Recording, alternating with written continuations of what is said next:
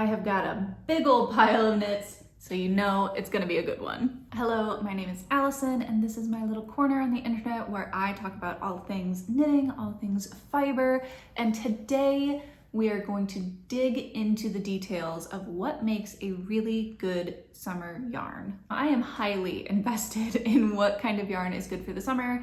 I got started on my knitting journey when I lived in Louisiana, which is in the southern part of the United States, and it gets very hot during the summers. We're talking about like more than 100 degrees, 95% humidity for months on end. When I first got started knitting, I made a lot of errors in choosing like the right kind of yarn for the right project to make something that I would really get a lot of good wear out of. And now that is something I'm much more conscious about. It's something that I really try hard to fit the right yarn to the right project so that I get something that's super wearable. With all of that in mind, I have been doing quite a bit of research into the different types of yarns that you might want to use for the summer, and I've tried almost all of them. So I have a lot of examples to show you of what I think makes a really good summer yarn. But of course, we are going to start with the things that I think are not good summer yarns. And I know you might hear the opposite elsewhere, but I'm gonna go ahead and say that basically most animal fibers are a no for me during the summer months. And I'm not saying that I won't knit with like a wool yarn during the summer. I knit a lot of socks during the summer because they're like small and portable and they are easy to take on vacation with you. But I don't wear a lot of wool during the summer because I just find it too warm to wear. A lot of animal fibers are known for like their heat retention. They keep like warmth near your body. And while a lot of them are also pretty good at wicking away moisture or still staying like dry to the touch while being moist, they are still, for me, too warm to wear for the summer. I also feel like I have noticed most of the people or organizations or brands that are saying like wool is an amazing fiber to wear during the summer are also really invested in you buying more wool. Like I saw a quote somewhere, and I will look it up because it just made me laugh, that was saying wool is like wearing an air conditioner on your body, to which I'm like, no, it definitely isn't. Okay, so I looked it up. It is the International Wool Textile Organization, and they say wearing lightweight wool in the summer is like wearing an air conditioning on our skin, allowing one to stay cool and dry throughout the day. Ma'am, no. So for example, I have my outline tee here. It's upside down. There we go. This is my outline tee by Jessie May, and I really like this shirt a lot. It is a t-shirt. I knit it, not necessarily intending to wear it during like the summer, but to knit it and wear it during like the spring months. It's currently May. I would wear it, I mean, I have been wearing this. I would wear it like in the early fall when it's not quite like cold yet. And I don't wear it so much during the summer because I knit this in Pearl Soho's Linen Quill, which is a wool and alpaca blend. There's also like a little bit of linen in there, but it's kind of for like decoration. It's not bringing much to the party. So alpaca is definitely a warmer fiber than wool is, but even so, like this has like literal open holes in it, and I find it much too warm to wear during the summer months. The other yarn for me that I'm like not going to wear for a summer garment is acrylic. So acrylic, nylon, polyester, a lot of like the man-made fibers are made out of a poly compound that is basically plastic. In general, I'm not a huge acrylic yarn user. I did use it recently for my weekender sweater with yarn that I've had in my stash for like years. I am not someone who is like super against using acrylic yarn. A lot of people don't like it because it's not super environmentally friendly. However, it is like super accessible for most people to be able to purchase acrylic yarn.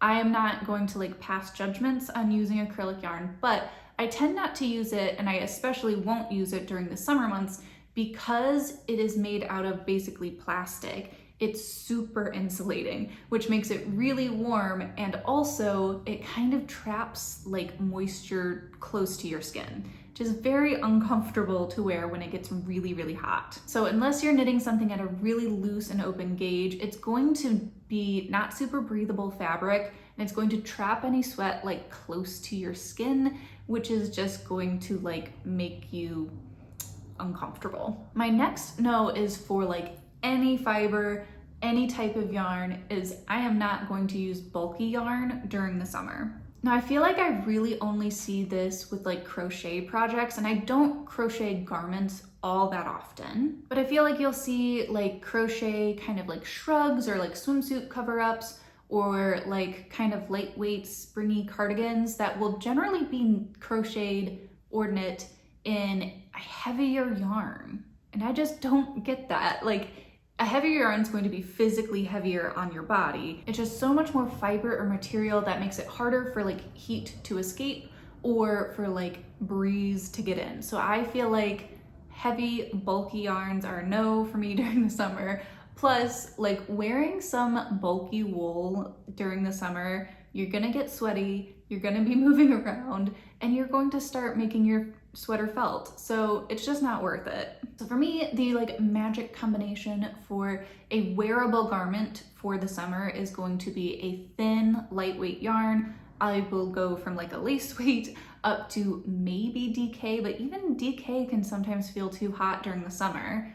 And I tend to go for plant-based fibers. But there is one exception to my plant fiber rule, which is silk. So I am wearing one of my Cozy Classic Lights by Jessie May. This is my other one. Both of these are knit in Pearl Soho cattail silk. For me, both of these are like a perfect summer t-shirt. I have worn these in like 90-degree heat or more, and you can get a little bit sweaty, but it's okay because these are machine washable. And I will link to below a video where I talk about this much more in depth, but for me, my gauge changed a lot when I washed and dried this. So that is something that if you want to replicate this kind of sweater, you need to take that into account. So I knit, I think this version is a small, and this version is an extra small. I am typically a medium in Jessie's patterns, and I knit them longer than I was going for.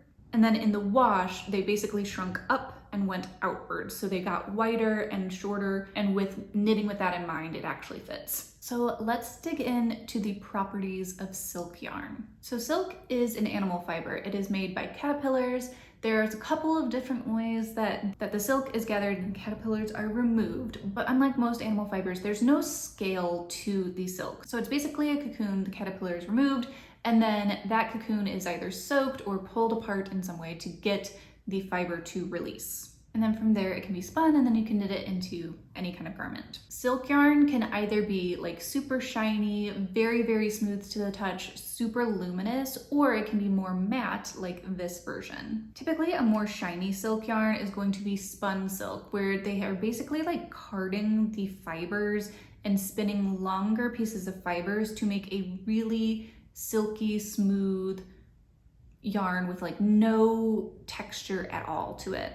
And in the process of getting those like really smooth fibers, the shorter fibers and the noils, which are like basically little knots in the fiber, are removed. And then those shorter fibers and noils can be removed, and then those can be turned into yarn. So both of my Cozy Classic Lights are knit with a silk noil yarn, which for me I really like because I like that texture. I like that it is matte and it's not shiny, and it's not quite as like silky drapey as a spun silk can be. And outside of how the yarns are spun, there's also basically two types of silk. The first is mulberry silk, where the caterpillars feed on exclusively mulberry leaves, and that produces a super fine, high grade, brilliantly white silk. The other main type of silk that we can get is tussa silk, which is from caterpillars that feed on lots of different types of leaves, and because those leaves have different tannins in them, it creates a silk that is different colors. So it can go from like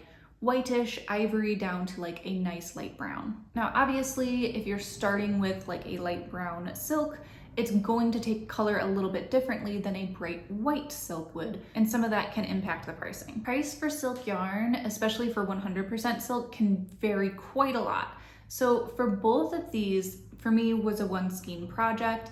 It was one 100-gram skein of that Pearl Soho cattail silk, which retails for $36 right now, and it's 100 grams and 618 yards, which is quite a lot of bang for your buck. But because silk is very time intensive to create, it is definitely a luxury fiber. So the rest of the yarns that I'm going to talk about are plant-based yarns. The fibers in plants that are turned into yarn are called cellulose fibers, and typically most cellulose yarns are going to be really great at...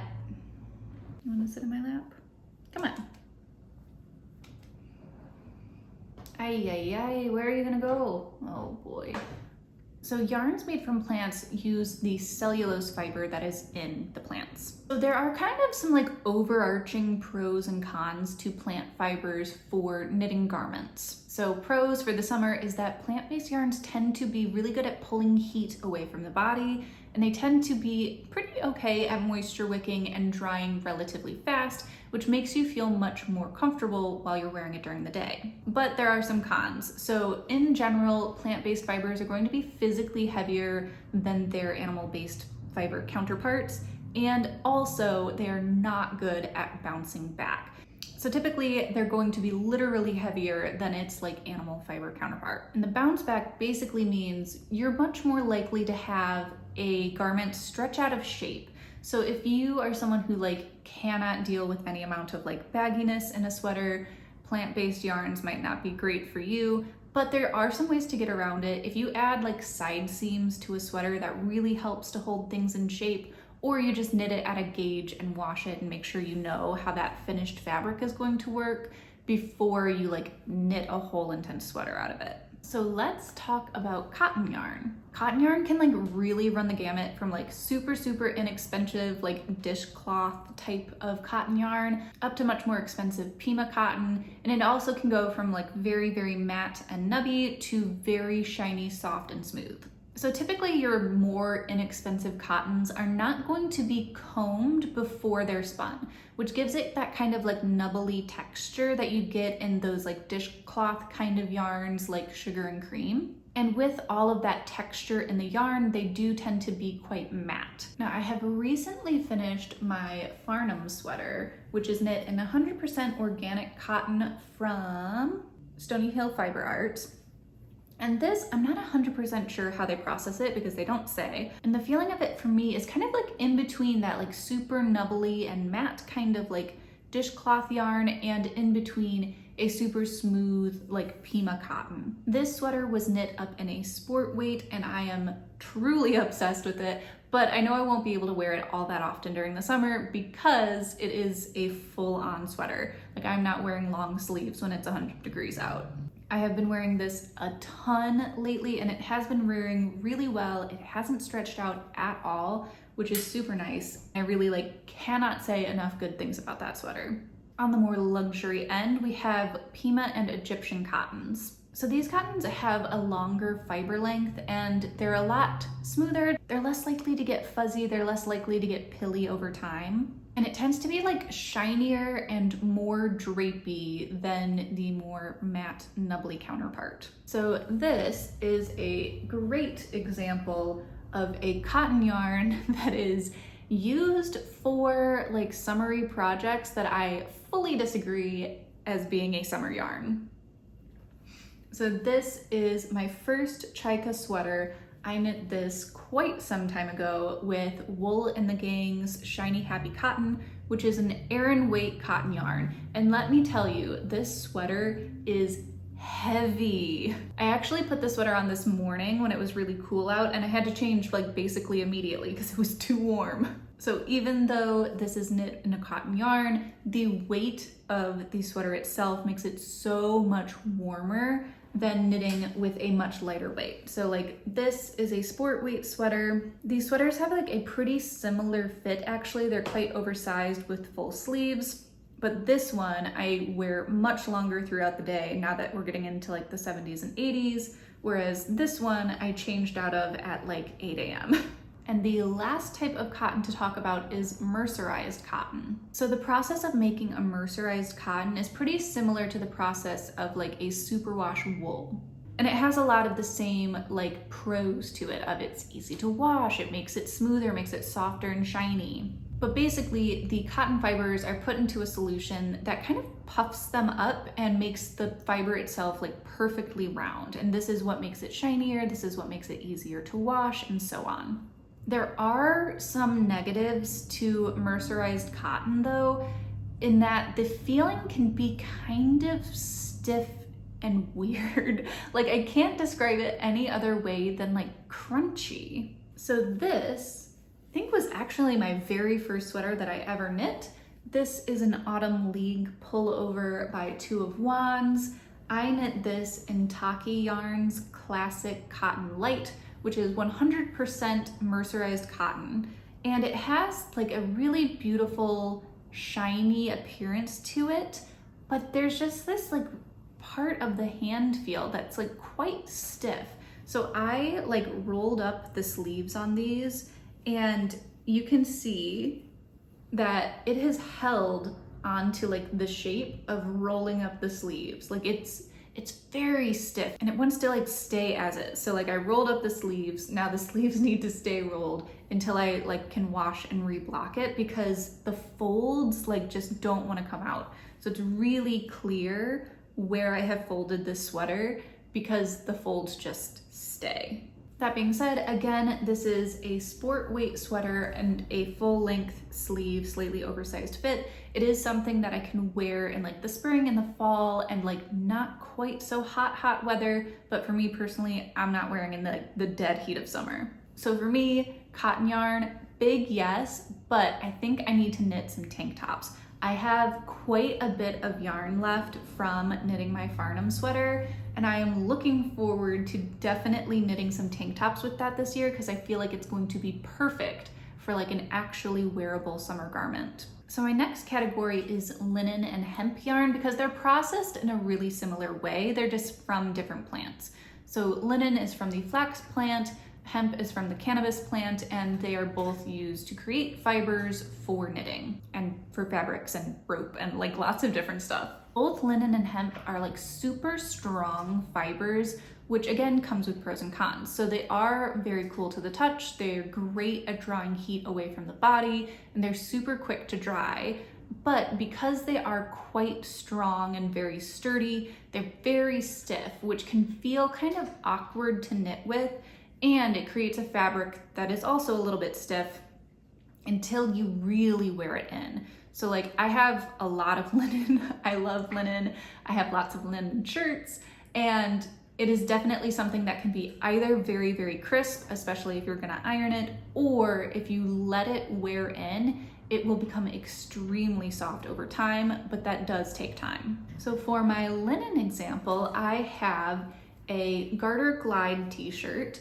This I knit in Fibra Natura's linen flax yarn, which is a lace weight yarn that I held double for this pattern. So I knit this with two different shades, a darker green and a lighter bluey green, and I find it so funny that even though it's from the same company, it's the same line, just different colors, the darker blue yarn is significantly softer than the lighter blue. I'm not sure why that is, but the darker blue very much feels like some of my other linen garments that I have that are much more worn in. Like it feels very soft, whereas the lighter blue still really feels quite stiff, even after quite some time. I knit this last summer. This sweater is knit at a very open gauge, so I feel like most yarns that you would pick for this are going to be quite comfortable, but this is super comfy. I think it's, for me, the style-wise, it's more of like a swimsuit